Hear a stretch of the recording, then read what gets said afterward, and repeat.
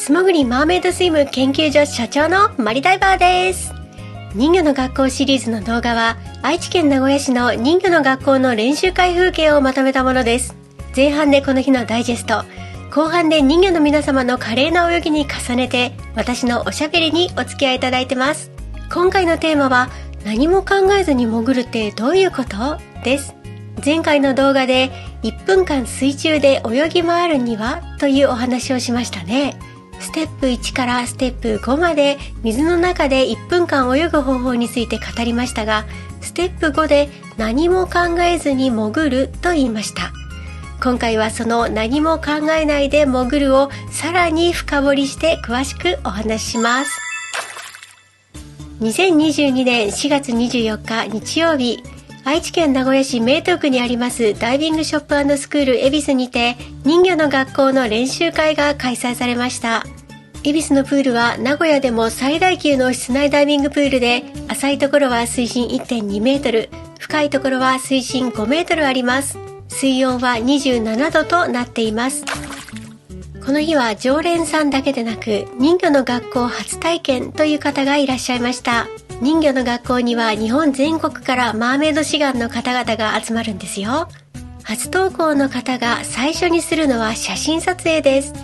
色とりどりのマーメイド衣装、マーメイドテイルというんですが、まずはお好きなマーメイドテイルを選びます。そしてファンタジックな背景の前でポーズをとっていただいて写真を撮るんです。ポージングもチェルシー先生、シェリータ先生のお二人からアドバイスがあります。手を持ち上げてとか、足の向きはこうやってとかね。だからまるでモデルさんのように美しい写真を撮影してもらえるんです。その後は練習が始まります。この恵比寿のプールは深いところは5メートルありますが、さあ深いところ行って潜ってといきなり言われることはありません。最初は足がつく浅いプールでヒレの動かし方、泳ぎ方をシェリーナ先生とチェルシー先生が丁寧に教えてくださいます。だから泳ぎに自信がない方も大丈夫です。インストラクターから救急法までたくさんの資格を持つプロ中のプロの2人の人魚先生が優しく解説してくださるので安心してくださいね。この日のマリダイバーは自作のオルカテールで泳ぎました。オルカというのは英語でシャチのことです。一般にオルカテールはいくつか販売されてますが、私は自分で作ってしまった方が早いというか、思い通りのデザインで安くできるので自作しています。中に入っているのは以前ご紹介したホットフィッシュフィン、ラバー製のフィンです。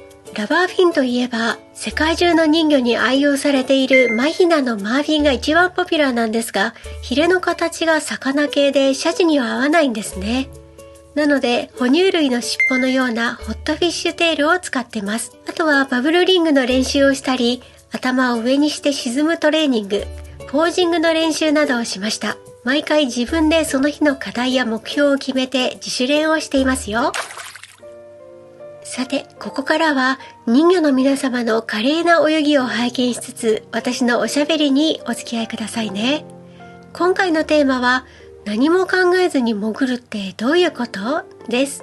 もしフリーダイバー100人に長く潜るにはどうしたらいいですかと聞けば、おそらく100人中90人以上、ひょっとすると100名全員に近い数の方が考えずに潜りましょうとおっしゃると思います。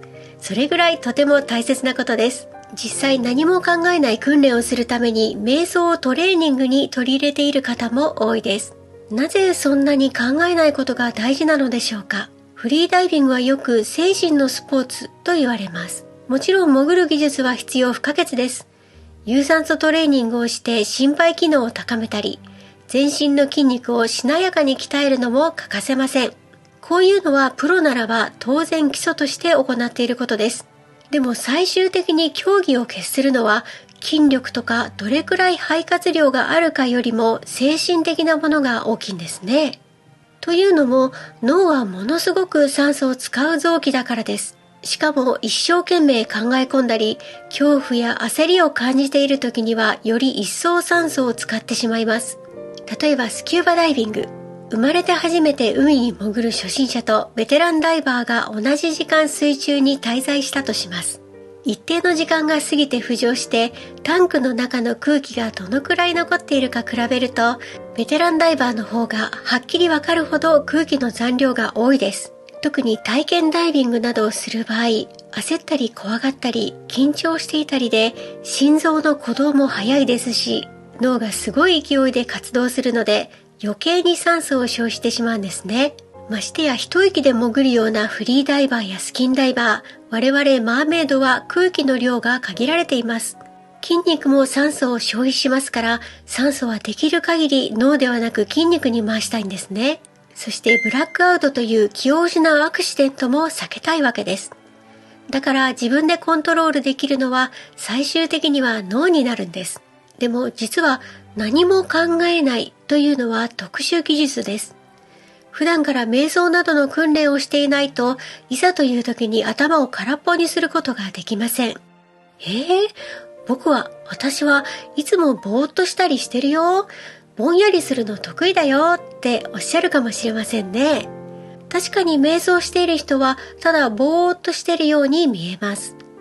でも、ぼーっとすることと何も考えないことは正反対です。ぼーっとすると言いますが、実は心の中は次から次へといろんなことが勝手に浮かんでいる状態です。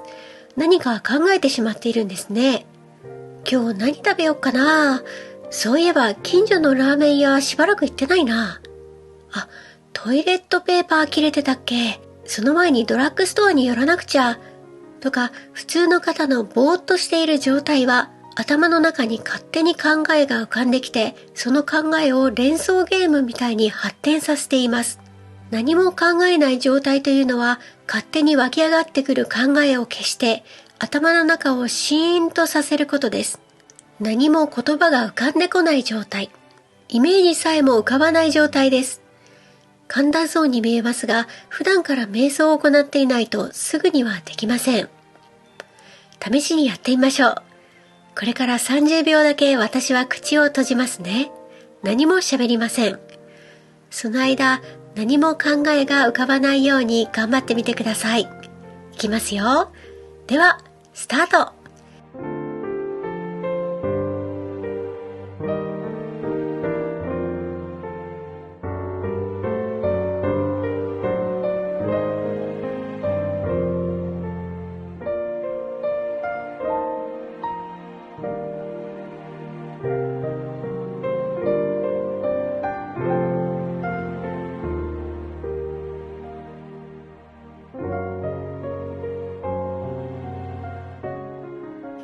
いかがでしたか？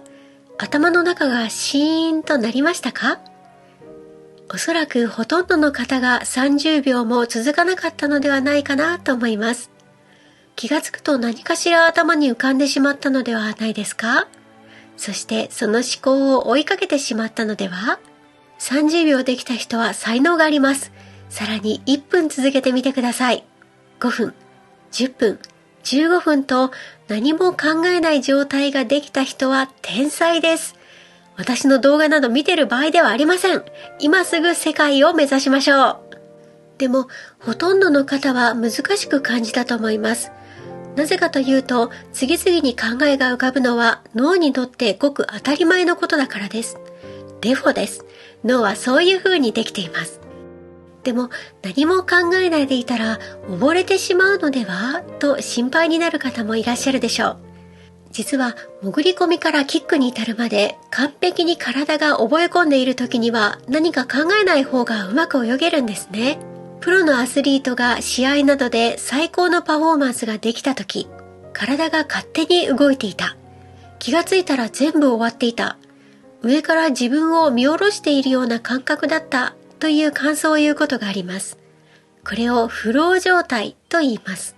脳がシーンとなって思考が止まるとき、プロの選手は自分の実力を 100% 発揮できます。あれこれ考えない方がいいんです。どうしたらいいかは自分の体が知っています。フロー状態を意図的に作り出すために座禅をしたり瞑想したりするアスリートが多いのもそういう効果を狙っているんですね。水の中で自由自在に長く泳ぐためにはフロー状態に脳を持っていくのがベストです。これの難しさは一度自分でやってみると身に染みてわかると思います。しかしながら、実は我々人間は全員フロー状態、瞑想状態の達人だった時期があります。それは子供の時です。言葉が話せるようになる前の子供たちの思考は今に集中しやすいようにできています。過去のことを思い悩んでいる赤ちゃんとか、将来のことを憂えている乳幼児っていませんよね。彼らはただただ今だけに集中しています。あなたが物心つき始めた頃にも自分が集中していた瞬間の記憶を思い出せるはずです。例えば地面のアリの行列をじーっと無心で眺めていた記憶はありませんか？ただただアリを見つめる今があるだけで、まるでアリと自分が一体化してしまったような、世界の音がシーンと消え去ったような感覚。きっと誰でもそんな体験を一度は小さい頃にしていると思います。そんな風にただ水だけを感じる感覚、水の中に自分が溶け込んでしまったような気持ち、心の中は静かに優しく静まり返っていて、幸福感に包まれているような楽しさだけを感じている感覚。そんな子供のようなフロー状態になった時、あなたはびっくりするほど長く水の中にいられるようになります。長らくマーメイドスイムを続けていますと、いろんなマーメイドさんやフリーダイバーさんにお会いするのですが、ベテランの方、上級者の方は皆さん性格が明るくて悩まず、永遠の子供のような無邪気な方とか、人懐っこい素敵な方が多いんですね。それはやっぱり子供のようなフロー状態を保ちやすい精神状態になっているからだと思います。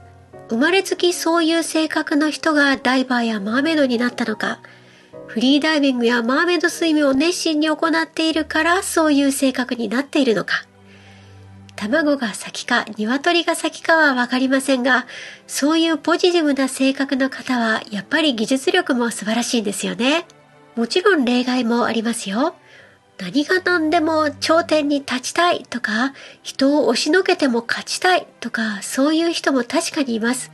競技は勝負の世界でもありますからね。でも水中で俺が私がという余計な考えがあると余分な酸素を使って息がもったいないです。やっぱり技術的に優れている潜り人は性格的にも優れている方が多いと個人的には思います。もしね、人魚が本当にいるとしたらきっと子供のような性格だと思うんですね。楽しければキャッキャと笑い、悲しければポロポロ涙をこぼし、お腹が空いたらガツガツ食べるし、怒るときはプンプン怒る。そんな風に 100% 今だけに生きているのがマーメイドなんじゃないかなと思います。マーメイドの皆さん、頭を空っぽにして何も考えず、静かに優しく子供のように今に集中しましょう。そしたらあなたは本物の人魚になれます。自由自在に水に溶け込んで泳げます。そのために1日数分からで OK です。ぜひ瞑想の訓練を日常に取り入れてみてください。その効果に驚かれると思いますよ。私も今一生懸命頑張っています。ぜひご一緒にやってみましょう。ではまた次の動画であなたとお会いできたら嬉しいです。